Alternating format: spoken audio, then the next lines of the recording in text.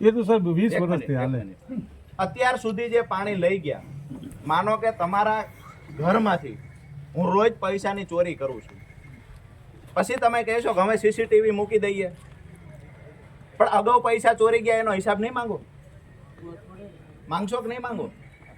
અમારા ખેડૂતનું પાણી કોણ લઈ ગયું છે એનો હિસાબ જોઈએ સાહેબ અમારે. બીજી વાત, તમારી જે કંઈ રજૂઆત તમને આપશો એ અમને ઉત્તરમાં પહોંચાડશો. સાંભળો તો ખરા, રજૂઆત જ કરીએ છીએ, હજી ક્યાં પૂરી થઈ ગઈ છે? લેખિતમાં આપશું ને મૌખિક કરશું. રજૂઆત સાંભળો તમારે, અને તમારી રીતે ઉપરે પહોંચાડો. મૂળ વાત એ છે કે અમારે આટલા બધા ખેડૂતો ભેગા થઈને આવ્યા છે, તમને એક રજૂઆત કરવા આવ્યા છે, અને આ રજૂઆત તમે આક્રમકતાથી સમજો તોય ભલે, ગાંધી ચિંધ્યા માર્ગે તમને સારું લાગે એ માર્ગે સમજીને રજૂઆત કરી દેજો. બીજી વાત એ છે, એક તો આ પાણીની વાત થઈ, અમારે હિસાબ જોઈએ છે, ત્યાર પછી જ આગળ કામની વિચારણા કરશું. બીજી વાત એ છે કે આ ડેમની સપાટી આજે 34 ફૂટ છે દિલીપભાઈ. જે તે સમયે 4.5-5 ફૂટ વધારે સપાટી હતી, મારા ખ્યાલથી 6 ફૂટ, એટલે કે 40 ફૂટની સપાટી હતી. ઉપરથી દરવાજા પડી ગયા કે તૂટી ગયા, ભાંગી ગયા, ભ્રષ્ટાચાર થયો. ઉપરથી દરવાજા પડી ગયા એટલે હાઈટ નીચી થઈ ગઈ સાહેબ, સપાટી નીચે આવી ગઈ. તો પહેલા તો મૂળ સપાટી જે હતી 40 ફૂટ એટલે સુધી લઈ જવામાં આવે. તમે તે સપાટી તો લઈ નથી જતા, અહીંયા મર્યાદિત કરી નાખ્યું ભાઈ 7 ફૂટથી નીચે 7 ફૂટ જ છે ને, સિંચાઈનું પાણી બંધ થઈ જશે. હવે તમે ડેમ નીચેથી નાનો નાનો થતો જાય અને અહીંયા 7 ફૂટનું માપ રાખો છો, ત્યાંથી પછી પીવાના પાણી માટે રાખવાનું, સિંચાઈ નહીં થાય. મૂળ વાત એક છે જે તમને પહેલાં કહી કે એક તો હિસાબ જોઈએ છે અમારે, ત્યાં મીટર મૂકવામાં આવે, ભૂતકાળમાં લઈ ગયેલા પાણીનો હિસાબ થાય. બીજી વાત એ છે કે જે ખરેખર 39-40 ફૂટની જે મૂળ સપાટી હતી એ સપાટી પાછી એ મુજબના દરવાજા ત્યાં ફિટ કરવામાં આવે, એટલે ડેમની સપાટી વધી જાય. ત્રીજી જે વાત છે કે વારંવાર આવી રીતે લાઈનોના બહાને ખેડૂતો વારંવાર હેરાન થાય છે.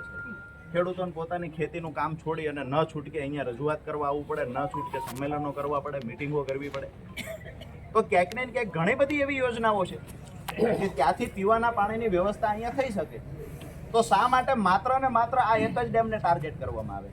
તાતરવડી ડેમના ખેડૂતોને ખેતી કરે છે, એની ખેતી છોડાવીને કોકના કારખાને મજૂર બને, ખેતી છોડીને ભાગી જાય, વેચી દે, એવા તંત્ર દ્વારા ષડયંત્રના પ્રયત્ન થતા હોય ને આવું સાહેબ અમને લાગે છે.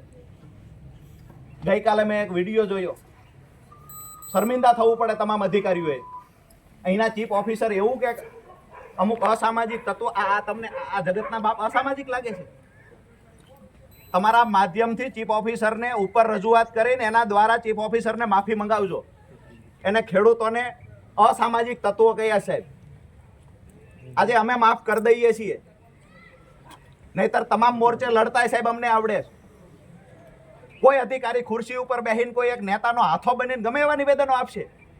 અમારી લડાઈ સાહેબ છે સિસ્ટમથી, અમે લડીશું, બંધારણની આજુબાજુમાં રહીને જ લડશું, અમે ક્યાંય બહાર જઈને નથી લડવાના.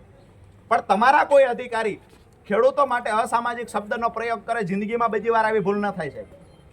એને સ્પષ્ટ સૂચના ઉપરથી અપાવી દેજો. અમે અહીંયા પ્રાંત સાહેબને એટલા માટે જ મળવા આવ્યા છે, અને આપના માધ્યમથી કલેક્ટરને રજૂઆત કરીએ છીએ કે કોઈ અધિકારી દ્વારા ખેડૂતો માટે આવા શબ્દનો પ્રયોગ ફરીવાર ક્યારેય ના થાય. બરાબર છે, ક્યાંક ને ક્યાંક ખેડૂતો અનાજ પકવે છે, અહીંયા ઉભેલા પોલીસ કર્મચારીઓ છે, કોઈ ખેડૂતના દીકરા છે, કોકના હગા ખેડૂત છે, ક્યાંક ને ક્યાંક ખેતી સાથે જોડાયેલા છીએ. તમારે છે ખેતી પોતાની? અચ્છા, પોતાની જ ખેતી છે, તો ખેડૂતોની વેદના પણ સમજતા હશો. બરાબર છે, તો તમે સારી રીતે સમજો છો. મહત્વની વાત એ છે કે ત્યાંથી લાઈનો સાહેબ લેવડાવી લ્યો. ખેડૂતો બીજું કાંઈ વિચારે, અમે હાથ જોડીને સાહેબ કહીએ છીએ ખેડૂત અને પોલીસને ઘર્ષણ નથી કરવું, પણ અમારા સિંચાઈનું પાણી, અમારા બાળકોના ભવિષ્ય માટે જે ડેમ બનેલો છે ને એની સાથે કોઈ ચેડા કરે ને તો સાહેબ ગમે એ લડાઈ અમે લડશું. વિનંતી એ કરીએ છીએ કે ત્યાંથી ફટાફટ લાઈનો લેવડાવી લેવામાં આવે, અને જે કોન્ટ્રાક્ટરોના ભલા માટે થઈ અને હાથો બનીને જે અધિકારીઓ કામ કરે છે ને એને કડક શબ્દોમાં કહી દેજો. કોન્ટ્રાક્ટર કોઈ ખુરશી નહીં બચાવી જાય છે. અહીંયા ખુરશી પર તમે વર્ષ 2 વર્ષ માટે બેઠા છો, અમારા ખેડૂતોને આખી જિંદગીની પેઢીઓ અહીંયા કાઢવાની છે. અને અમને પીવાનું પાણી આપવામાં વાંધો નથી, ત્યાં મીટર લગાવવામાં આવે, ભૂતકાળનો હિસાબ કરી દેવામાં આવે, અને જે ડેમની સપાટી હતી એ રાખવામાં આવે, અને જે વધારાનું પાણી આવે છે, વધારાનું પાણી સૌની યોજનાથી ભરો. અમારા ખેડૂતોનું જે ચોમાસાના પાણીનો સ્ટોક થાય છે એ પાણી અમારું એમનામ રાખી દેવામાં આવે. તાતરવડી 2 છે, એનો ઉપયોગ કરો. આપણને કોઈને વાંધો છે? તાતરવડી કોઈને વાંધો નથી. એ ડેમ પડ્યું છે તો એનો ઉપયોગ નથી કરતા. બીજી કોઈ યોજનાઓ જ નથી સાહેબ કે આ 13 ગામના ખેડૂતો આપણી ધ્યાને આવી ગયા છે કે બસ આ ખેડૂતોને જમીન છોડાવી દેવાની છે. આ ખેડૂતો સાથે જાણી જોઈને દ્વેષ રાખવામાં આવે છે. અહીંયા લાઈનો નાખવા માટે કોન્ટ્રાક્ટરો